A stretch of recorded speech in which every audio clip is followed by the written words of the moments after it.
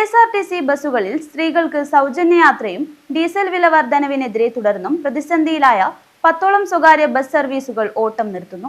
10 ബസ്സുകൾ RTOയ്ക്ക് G-ഫോം നൽകി. നിലവിലെ പ്രതിസന്ധി പരിഹരിക്കണമെന്നാവശ്യപ്പെട്ട് മുഖ്യമന്ത്രി VD സതീശനെ കാണാനുള്ള ഒരുക്കത്തിലാണ് സ്വകാര്യ ബസ് ഉടമകൾ.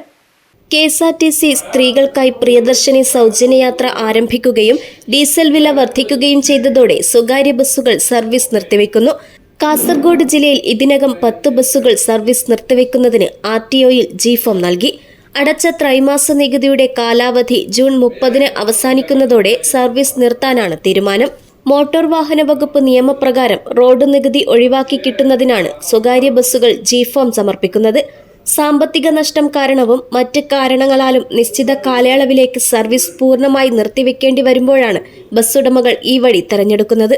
നേരത്തെ തന്നെ നഷ്ടത്തിലായിരുന്ന സ്വകാര്യ ബസ് വ്യവസായം പ്രിയദർശിനി സൗജന്യയാത്ര ആരംഭിക്കുകയും ഡീസൽ വില വർദ്ധിക്കുകയും ചെയ്തതോടെ കൂടുതൽ നഷ്ടത്തിലായെന്ന് Kerala state private bus operators federation ജില്ലാ പ്രസിഡന്റ് K. ഗിരീഷ് പറഞ്ഞു.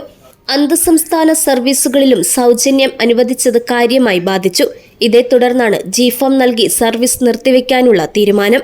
ഡീസൽ വില വർധന, യാത്രക്കാരുടെ കുറവ്, ടിക്കറ്റ് വരുമാനത്തിലെ ഇടിവ്, KSRTC ഓർഡിനറി ബസ്സുകളിലെ സ്ത്രീകൾക്കുള്ള യാത്രാ സൗജന്യം വഴിയുള്ള വരുമാന നഷ്ടം തുടങ്ങിയ കാരണങ്ങളാൽ സർവീസ് മുന്നോട്ട് കൊണ്ടുപോകാൻ കഴിയില്ലെന്ന് ബസ്സുടമകൾ പറയുന്നു. ജില്ലയിൽ 480 ബസ്സുകളാണുള്ളത്. അടുത്ത ത്രൈമാസ നികുതി അടയ്ക്കേണ്ട അവസാന ദിവസമായ ജൂൺ 30 വരെ G-ഫോം നൽകാൻ സമയമുണ്ട്. ഇതിനുള്ളിൽ കൂടുതൽ ബസ്സുകൾ G-ഫോം നൽകാൻ തയ്യാറെടുക്കുകയാണെന്ന് K. ഗിരീഷ് പറഞ്ഞു. കണ്ണൂർ കാസർഗോഡ് റൂട്ടിൽ സർവീസ് നടത്തുന്ന ബസ്സുകൾ ഇപ്പോൾ രാവിലെ വന്നിട്ട് വൈകുന്നേരമാണ് മടങ്ങുന്നത്. നഷ്ടം കാരണം ഇടയ്ക്കുള്ള സർവീസുകൾ ഒഴിവാക്കുകയാണ്.